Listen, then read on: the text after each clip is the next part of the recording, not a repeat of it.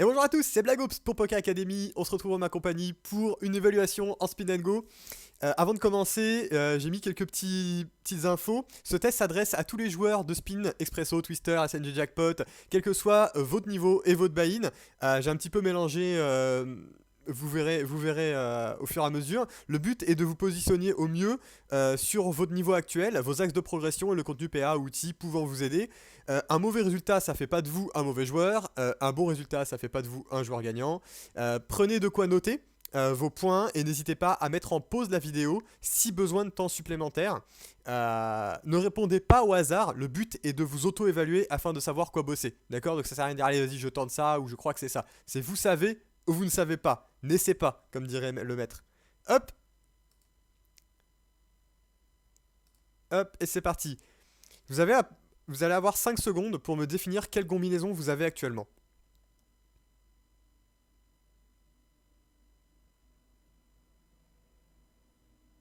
Top. Hop. Si vous avez pensé à dire que vous avez double tirage ventral, vous allez marquer un point. Si vous avez pensé à indiquer en plus que vous avez hauteur as, ce qui vous donne de la showdown value, vous allez marquer 2 points. Et si vous avez pensé à également euh, citer votre backdoor flush draw, vous allez marquer 3 points. J'ai même mis pour les plus fins que vous avez également un bloqueur sur le backdoor flush draw. Hop. J'espère que vous avez noté vos points et c'est reparti. Combinaison versus équité. Quelle main a la meilleure équité au flop? Pensez à calculer vos outs. Je vous laisse une dizaine de secondes.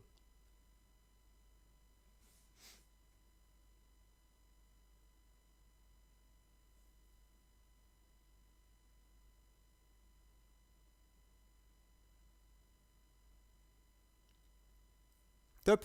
Alors, on peut se rendre compte que pour l'instant, ici, on pourrait penser que la main favorite est 5 et 6, puisqu'elle a double paire, et nous avons finalement qu'une paire de 10, qui est une overpair seulement. Euh, on va définir les différents outs que nous avons avec paire de 10. Nous avons les 2 10 qui vont nous faire brelan. Évidemment, ça va nous donner, quoi qu'il se passe, la main gagnante si un des 2 10 tombe turn river. Nous avons les 9 carreaux qui vont venir nous aider, sauf quand un 5 ou un 6 tombe. Nous avons les 3 9, puisque le board va doubler. Ça, la plupart des joueurs ne le voient pas forcément au départ, notamment si vous débutez. Euh, Ici, quand un 9 tombe, vous allez avoir double paire 10 et 9, alors que votre adversaire, lui, va se contenter finalement d'une double paire 9 et 6. Et la triple paire n'existe pas au Hold'em en tout cas. Donc voilà, évidemment, il faut enlever les fois où on fait un 9 turn et la river en fait est un 5 ou un 6 qui fait full notre adversaire. Également, nous avons le backdoor straight draw qui va être 7 et 8, quand 7 et 8 turn ou 8 et 7, etc. Euh, il va nous apporter que 5% d'équité parce qu'en fait, il y a déjà les 7 et les 8 de carreau qui peuvent quand ils vont tomber, on aura directement flush et on n'aura pas besoin de faire straight. Euh, à noter également que, je ne l'ai pas précisé, mais quand on fait... non, il n'y a, y a pas besoin de préciser pour le straight, puisque de toute façon, il faut les deux cartes, donc il ne pourra pas y avoir le 5 ou le 6 qui viennent bloquer. Ce qui nous fait 2 plus 9 plus 3 out, hein, qu'on retrouve ici, soit 14 out. Alors, vous connaissez peut-être la formule, hein, il faut multiplier en gros par 2 quand c'est sur une street et par 4 quand c'est sur deux streets.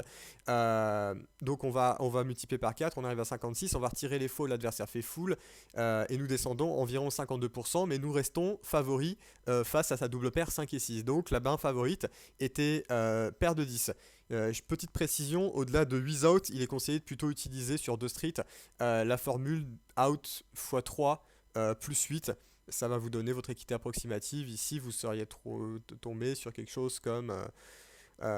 donc on est à 14, 14 x 3 on arrive à 42, 42 plus 8, 50, voilà, donc on arriverait autour de 50. Le truc c'est que bon, en réalité on a 52, donc bon c'est toujours des choses approximatives, on a mixé les deux, hein, je sais pas, et puis ça, on arriverait à ce qu'il faut, mais là c'est un cas un petit peu exceptionnel.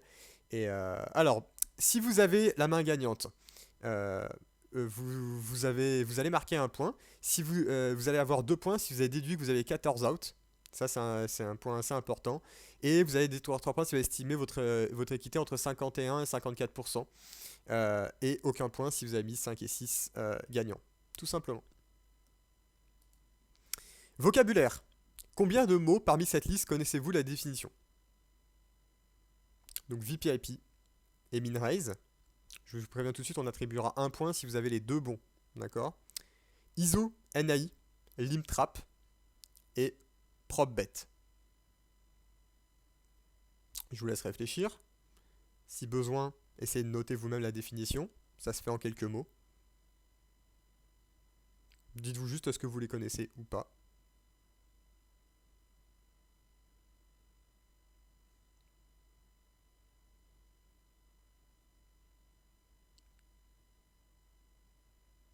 Ça doit être bon.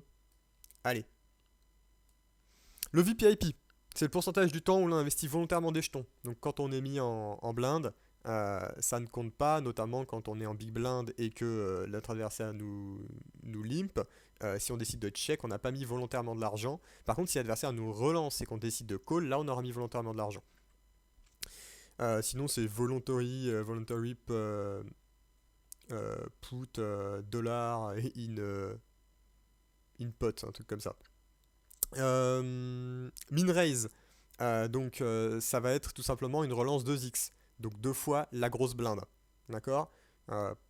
Attention à pas dire MinRaise et puis à faire la relance x3, enfin je vois souvent ça. D'accord, un MinRaise c'est tout simplement deux fois la relance. Deux fois la blinde. Ensuite, l'ISO NAI. Alors, ça il faut savoir que c'est un terme que l'on utilise pas mal en spin. Peut-être qu'il est mal utilisé par les joueurs de ce format, parce que normalement quand on isole, on doit être 3 à 3 joueurs. En fait, la plupart de la communauté actuellement l'utilise sur un limp, c'est-à-dire qu'en fait l'adversaire va limper. J'ai mis une reliance, on s'en moque. Et nous allons faire une relance non all-in, donc sans faire tapis, sizé. Voilà. Nous avons le limp trap. Le limp trap, c'est un call de blinde dans l'intention de call sur un ISO all-in. Donc notre adversaire, on est en heads up, j'ai 15 blindes, j'ai 2 as, je limp, notre adversaire fait tapis, je le call, c'était un limp trap. D'accord. Le prop bet, c'est une prise d'initiative hors de position, turn ou river, suite à la street précédente qui a été check. Donc, exemple tout simple. Flop, je mine raise pré-flop, à 15 blindes, par exemple, comme tout à l'heure avec paire d'as. Mon adversaire call. Au flop, un flop qui me plaît pas, 4, 5, 6, je décide de checker. Mon adversaire décide de checker, je décide de check back. Et à la turn, mon adversaire décide de miser en premier alors que j'étais en position sur lui. Ça va être un prop bet. Pareil, hein, le prop bet c'est utilisé dans d'autres circonstances au poker. Pour le format, on va dire, c'est je dirais pas la norme parce que c'est pas nous qui choisissons, mais en tout cas c'est ce qui est utilisé et c'est ce que est utilisé aussi sur vos trackers, sur vos trackers que ce soit tracker anglais ou tracker français. Alors, donc vous allez avoir un point si vous avez bien répondu pour VPIP et MinRaise, un point supplémentaire pour ISO NAI et Limtrap et un point pour le prop bet. Aucun si vous n'avez pas répondu, si vous n'avez répondu à aucune de ces questions. Et c'est la suivante. Grind et variance. Je joue 2000 games avec 60 EV chips, avec un rec effectif à 9,13%. Alors je vous préviens tout de suite, hein, j'ai pris sur Wina, j'ai enlevé les fois 10 000, fois 1000, fois 100, et voilà, je l'ai mis après, moins les fois 100 plus. Donc un truc complètement pessimiste, d'accord.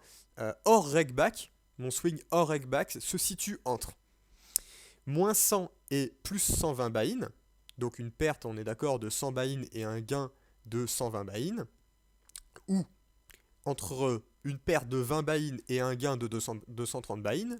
Ou entre une perte de 240 buy-in et un gain de 300 buy-in. Je vous laisse réfléchir, relire la question.